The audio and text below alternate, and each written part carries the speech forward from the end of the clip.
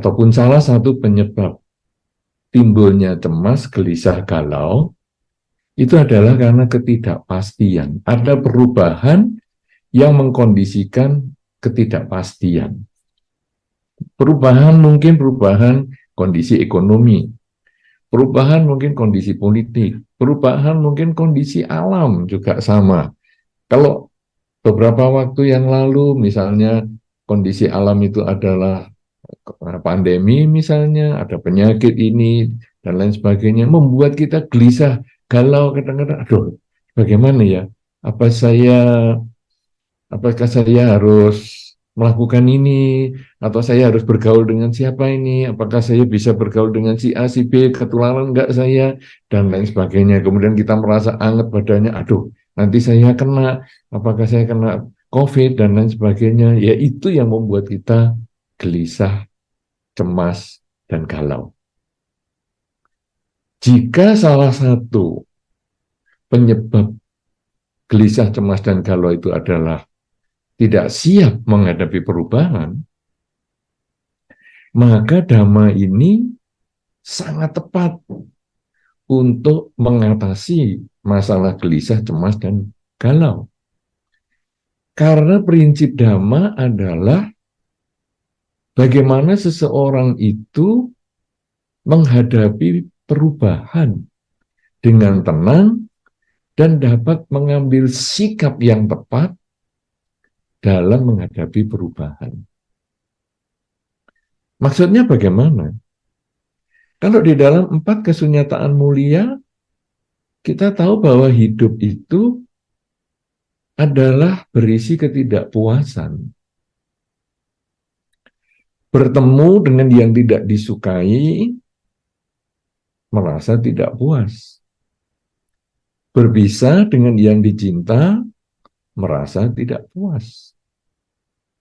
Nah, cemas, galau, maupun gelisah, ini sebetulnya salah satunya adalah karena takut. Takut berpisah dengan yang dicinta. Takut bertemu dengan yang tidak disuka. Sehingga kalau tadi dikatakan oleh Romo Singgih bahwa ada perubahan pemerintah ataupun perubahan ekonomi, perubahan alam, dan lain sebagainya, sebetulnya kita takut kehilangan yang kita sukai dan kita bertemu dengan yang tidak kita sukai. Jadi misalnya kalau pandemi kemarin, saya sehat. Saya takut kehilangan yang saya cintai, kesehatan itu, sehingga saya menjadi sakit. Jadi saya takut kehilangan kesehatan yang saya cintai, saya takut bertemu dengan penyakit yang tidak saya sukai. Inilah hal yang wajar yang dihadapi oleh semua makhluk. Bahkan bukan hanya manusia saja, tapi semua makhluk. Semua makhluk takut berpisah dengan yang dicinta. Semua makhluk takut bertemu dengan yang tidak disuka. Contoh paling sederhana saja, bagi Anda yang memiliki anjing di rumah, maka ketika Anda nanti pulang dari wihara, ataupun Anda pulang dari bepergian, kemudian baru mungkin masuk rumah atau pintu gerbang rumah, anjing itu sudah menggoyangkan ekornya, mengeluarkan suara, menyambut kedatangan Anda, lompat-lompat menyambut kedatangan Anda. Begitu Anda masuk rumah, buka pintu dan ketemu dengan anjing itu, anjingnya sangat bahagia dan minta dirangkul oleh Anda dan lain sebagainya. Tapi ketika besok mungkin Anda harus pergi lagi ke tempat pekerjaan, ataupun ada sesuatu urusan, apalagi sampai berhari-hari, anjing ini mengalami berpisah dengan yang dicinta, yaitu Anda. Anda mungkin menganggap anjing yang Anda miliki itu hanya salah satu dari bagian kehidupan Anda. karena Anda punya teman, Anda punya lingkungan, Anda punya kesenangan yang lain. Jadi bagi Anda, anjing itu hanya salah satu dari bagian dunia Anda. Tetapi bagi si anjing, Anda adalah satu-satunya dunia bagi dia. Sehingga anjing ini merasa takut kehilangan Anda.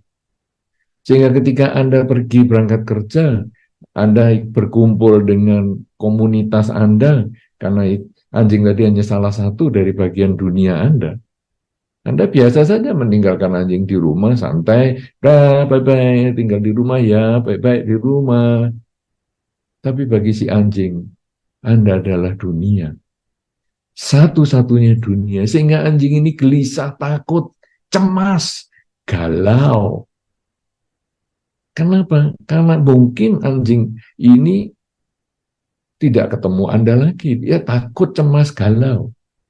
Sehingga kalau ada cerita dari Jepang, ada Hachinko yang anjing yang menunggu tuannya yang meninggal yang dikirim lewat kereta, dan dia menunggu di stasiun sampai meninggal. Ini karena dia sesungguhnya takut berpisah dengan yang dicinta. Jadi manusia bisa takut berpisah dengan yang dicinta. Anjing juga bisa. Semua makhluk takut berpisah dengan yang dicinta. Cemas, galau, kemudian gelisah, sebetulnya milik semua makhluk. Demikian pula bertemu dengan yang tidak disuka, juga sama. Kalau tadi cerita anjing yang senang bertemu dengan Anda, kemudian sedih ketika berpisah dengan Anda, anjing pun juga takut ketika Anda mengancam.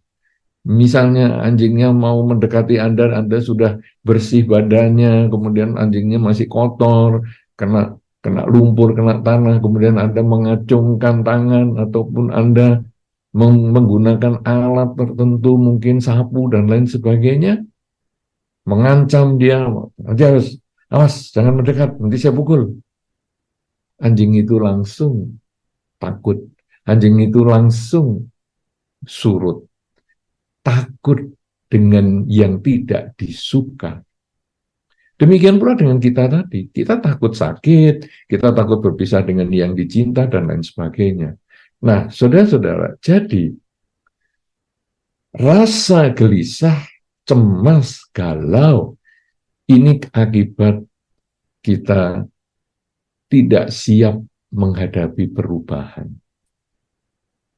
Nah, sekarang bagaimana mengatasi ini? Kalau di dalam Dhamma, 4 kesunyataan mulia tadi sudah jelas. Kesunyataan pertama adalah hidup ini berisi ketidakpuasan. Bertemu dengan yang tidak disuka, stres, cemas, galau. Berpisah dengan yang dicinta, stres, cemas, galau. Nah, tetapi ketidakpuasan ini karena ada sebabnya,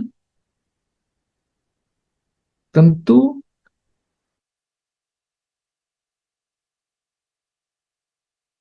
berkumpul terus dengan yang kita cintai sebagai kesunyataan kedua, ingin terus tidak bertemu dengan yang tidak kita sukai. Berarti keinginan ini yang membuat kita galau, keinginan ini yang membuat kita cemas, keinginan ini yang membuat kita gelisah. Kalau di kesunyataan yang pertama, semua makhluk mengalami. Yang tadi saya contohkan dengan anjing, mungkin bisa diperluas dengan kucing dan segala macam binatang di dunia. Tetapi kesunyataan yang kedua menganalisa penyebab galau, yaitu keinginan. Ini hanya manusia yang bisa. Dan kita diajarkan di dalam Dhamma memahami penyebab galau itu. Keinginan kita sendiri yang tidak siap menghadapi perubahan. Kalau demikian, pada kesunyataan yang ketiga, keinginan itu kalau sudah diketahui sebagai penyebab, maka dengan mengendalikan keinginan, kita bisa mengendalikan juga kegelisahan, kecemasan, kegalauan. Nah, kemudian di kesunyataan yang keempat, cara mengatasi ataupun mengendalikan keinginan, yaitu dengan jalan mulia berunsur 8. Yang kalau diringkas, dikelompok-kelompokkan, ada yang disebut kebijaksanaan, sama diti sama sangkapa, ya kebijaksanaan, kemudian ada kemoralan, bagaimana kita mengendalikan ucapan, kemudian perbuatan, dan kemudian juga ada kebijaksanaan, kemudian juga ada meditasi yang benar, yaitu dengan daya upaya yang benar, kemudian samadhi yang benar, dan kesadaran yang benar. Nah, kemudian 3 hal inilah yang kita kerjakan. Cuman pada kesempatan ini tentu kita tidak membahas terlalu panjang tentang hal itu, tapi bagaimana hal tersebut kita buat agak lebih sederhana. Sehingga setelah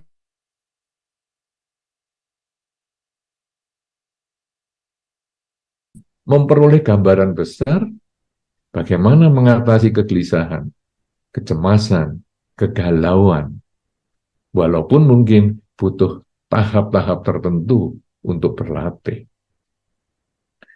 Saudara-saudara, dari yang kita sudah sebutkan di awal tadi, kecemasan, kemudian kegelisahan dan kegalauan ini timbul dari ketidakpastian. Bahwa segala sesuatu di dunia ini selalu berubah. Sekarang, kita tentu mulai harus mempersiapkan diri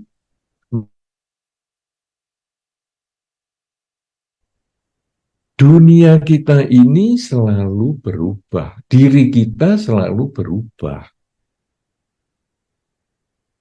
Ada beberapa teman kita yang di Denpasar, dulu ketemu saya, mungkin masih seperti foto waktu tadi di dalam profil saya. Ya, saya sampai heran juga ini, ya, Denpasar bisa punya profil saya foto waktu masih SMA, ya, foto saya waktu jadi samanera, kemudian foto saya ditabiskan menjadi biku, ya, saya masih umur 20-an hari itu, sekarang sudah 60-an. Wah, sudah beda jauh.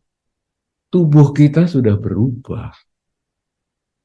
Dan akhir dari perubahan dalam tubuh ini adalah berhentinya kehidupan yang mungkin akan disambung kelahiran kembali. Memikirkan berhentinya kehidupan ini, perubahan besar dalam hidup ini, itu bisa menimbulkan cemas,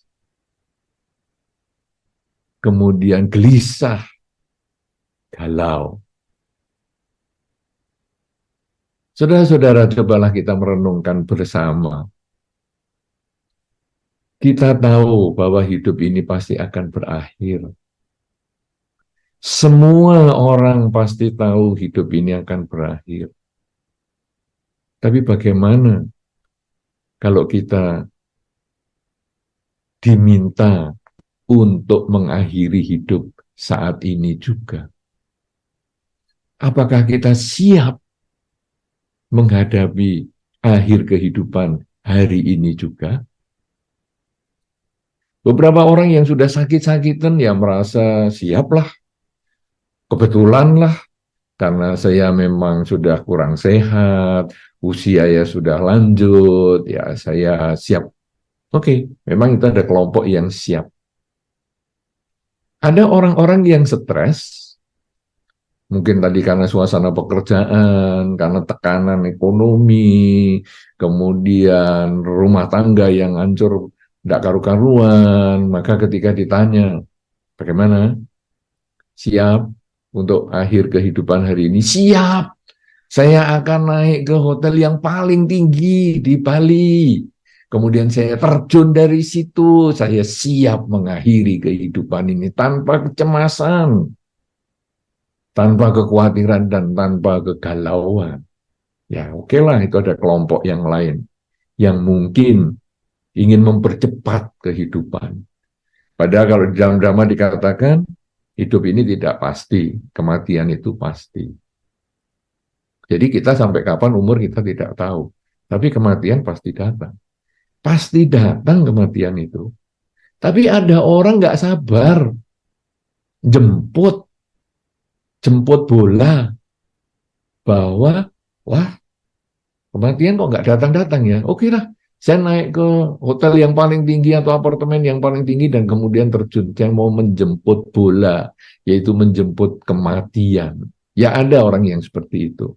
Jadi ada orang tua yang tadi siap mati, ada orang muda yang stres ya siap mati, tapi kebanyakan di antara kita tidak siap menghadapi kematian. Padahal kematian bisa datang di kapanpun juga. Karena tadi dikatakan hidup ini tidak pasti. Kita baru 15 tahun, bisa mati di umur 15 tahun. Kita 40 tahun, bisa mati juga kita di usia 40 tahun. Kita 60 tahun,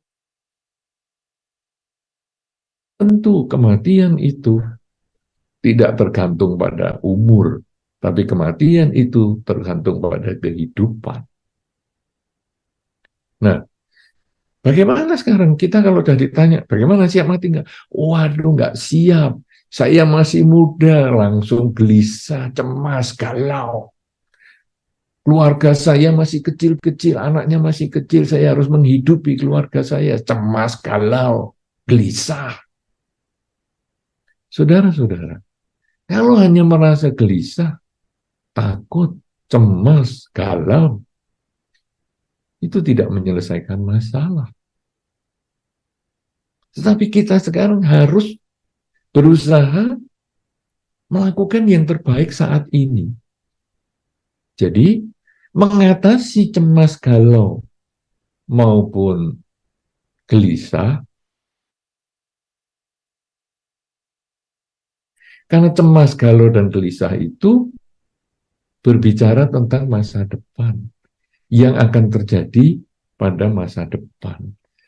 Nanti bagaimana ya? Seandainya saya mati bagaimana ya? Seandainya kalau perubahan ekonomi bagaimana ya? Seandainya kalau terjadi perubahan politik bagaimana ya? Seandainya terjadi gempa bumi bagaimana ya? Seandainya terjadi pandemi lagi bagaimana ya? Seandainya. Tetapi seandainya itu belum nyata. Yang nyata adalah saat ini tidak gempa bumi. Saat ini saya tidak sakit. Saat ini saya tidak mengalami perubahan politik maupun ekonomi yang mempunyai dampak besar dalam keluarga saya. Nah, jadi kita sekarang memanfaatkan hidup pada saat ini. Orang-orang yang takut nanti kalau mati, bisa nanti malam mati, besok mati, bagaimana keluarga saya nanti harus bagaimana? Mulailah saat ini melakukan yang terbaik untuk keluarga Anda. Jadi mencari penyebab takutnya, cari sebab gelisahnya, cari sebab cemasnya. Apa yang dicemasi, apa yang digelisahkan, apa yang membuat kita galau. Misalnya kita takut mati. Karena nanti kalau mati anakku bagaimana, pasangan hidupku bagaimana. Oke, takut mati tidak salah. Cemas dan galau, khawatir hal itu tidak salah. Tetapi sekarang caranya adalah kita saat ini masih hidup. Karena itu kita melakukan yang terbaik untuk pasangan hidup, untuk keluarga, untuk anak. Sehingga ketika kematian itu datang hari ini, saya sudah siap. Ya memang inilah yang harus saya kerjakan. Sebagai pasangan hidup, inilah yang harus saya kerjakan sebagai orang tua dari keluarga ataupun kepala keluarga. Jadi kita merasa siap menghadapi perubahan. Kenapa siap menghadapi perubahan?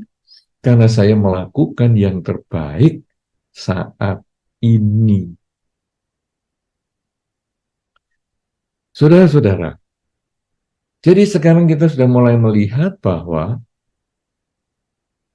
gelisah, cemas, galau, penyebabnya adalah tidak siap menghadapi perubahan. Perubahan terhadap apa? Perubahan terhadap kehidupan.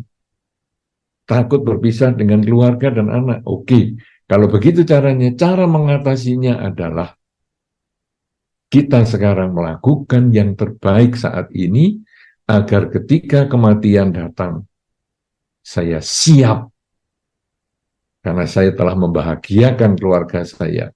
Saya telah melakukan tugas-tugas hidup saya. Saya cemas, saya galau, saya gelisah. Besok saya akan bertemu dengan pimpinan perusahaan yang di atas saya, yang jauh di atas saya, yang mungkin yang dari luar negeri. Oke, sekarang cemas dan galau. Kenapa cemas? Karena saya mau bertemu dengan pimpinan. Kenapa saya mau bertemu dengan pimpinan cemas? Karena saya mungkin punya kekurangan. Kalau begitu, saat ini saya melakukan perbaikan, persiapan atas kekurangan-kekurangan yang sudah saya rasakan, ataupun yang saya ketahui. Sehingga ketika besok saya siap bertemu dengan pimpinan tersebut, saya sudah punya persiapan bahwa ini loh, kekurangan saya sekarang sudah saya selesaikan. Tetapi ternyata bukan hanya itu, pimpinan menegur kita di kekurangan yang lain, di luar bayangan kita. Kita kaget, wah kok tidak sesuai ya dengan yang saya gelisahkan, yang saya cemaskan, maupun yang saya galaukan. Oke, kalau tadi jurus yang pertama adalah kita melakukan yang terbaik saat ini, karena setelah mengetahui penyebab galau, cemas, maupun gelisah, kita melakukan yang terbaik saat ini, maka ketika menghadapi kenyataan karena bertemu dengan pimpinan itu dan ternyata lebih daripada penyebab yang kita bayangkan, maka kita harus siap menerima kenyataan bahwa sesungguhnya hidup itu adalah perubahan. Dari mana kita berlatih siap menghadapi kenyataan ini? Yaitu kita menggunakan kemampuan kerelaan. Saudara-saudara, Anda sebagai umat Buddha sudah terlatih untuk belajar kerelaan. Dari Anda belum sekolah minggu, Anda sudah dididik oleh orang tua Anda untuk berbagi. Mungkin hanya berbagi permen kepada adik Anda ataupun teman Anda. Mungkin hanya berbagi secuil roti untuk teman ataupun keluarga Anda. Dari kecil sudah dididik seperti itu. Kemudian ke wihara, Anda dididik untuk dana makan, membawa makanan dari rumah, didanakan kepada para biku di wihara. Kemudian Anda juga diajarkan untuk berdana katina juga, ya kalau ini sekarang pada masa wasa, nanti akhir 3 bulan masa wasa, para umat sibuk untuk mempersembahkan dana katina, itu melakukan sebagian, berdana sebagian dari milik. Ini adalah latihan pelepasan benda ataupun materi sebagai awal kerelaan. Tetapi bukan hanya benda atau materi saja yang kita danakan. Yang lebih kita harus tingkatkan adalah bahwa dana ini adalah mendanakan keakuan. Dari kecil kita itu punya kebiasaan, kebanyakan orang karena ketamaan, kebencian, dan kegelapan batin, dia itu punya ketamaan mau menyimpan barang yang dia sukai. Kalau anak kecil, permen yang dia sukai itu hartanya. Kue yang dia sukai itu hartanya. Maka kita dilatih untuk berbagi. bahwa yang kita sayangi, yang kita cintai itu pun bisa terlepas dari diri kita. Nah, makanya anak kecil diajar, ayo nak, permen yang kamu sukai bagi ke adikmu, bagi ke kakakmu. Itu adalah kita dilatih belajar melepas yang kita sukai. Kemudian ketika kita sudah mulai agak besar lagi, ayo kita dana makan ke wihara. Maka kita belajar melepaskan yang kita sukai itu. Bagaimana untuk diberikan kepada orang lain.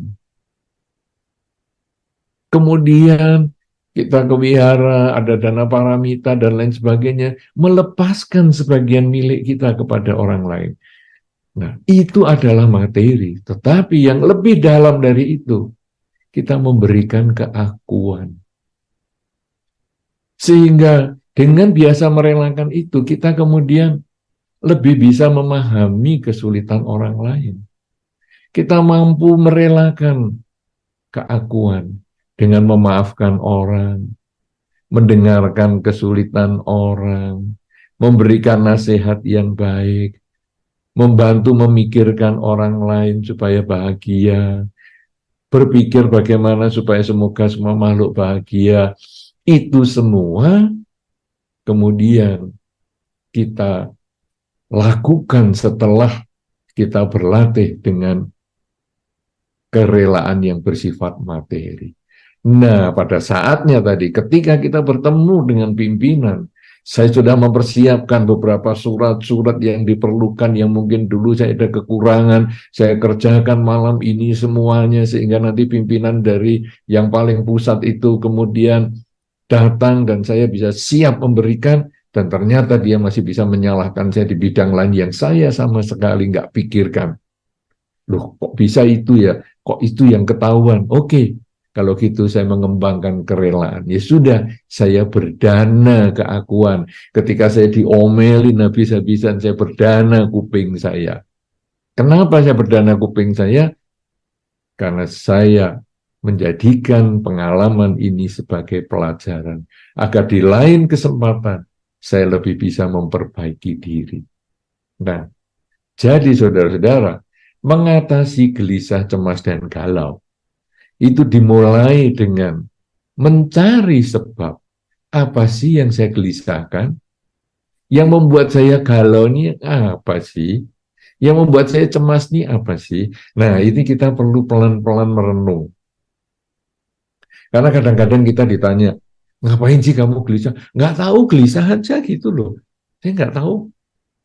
Saudara-saudara, kalau Anda tidak tahu yang Anda gelisahkan, Anda tidak tahu yang Anda cemaskan, tidak tahu yang Anda galaukan, salah satunya Anda belajar konsentrasi. Jadi, konsentrasinya begini aja. Anda misalnya membaca buku ataupun nonton televisi, misalnya Anda fokus pada nonton televisi itu. Kemudian, ketika Anda fokus, pikiran apa yang muncul di dalam batin Anda? Oh, mikirkan ini. Oke. Tapi saya mau fokus, belajar fokus nonton TV ini. Oke.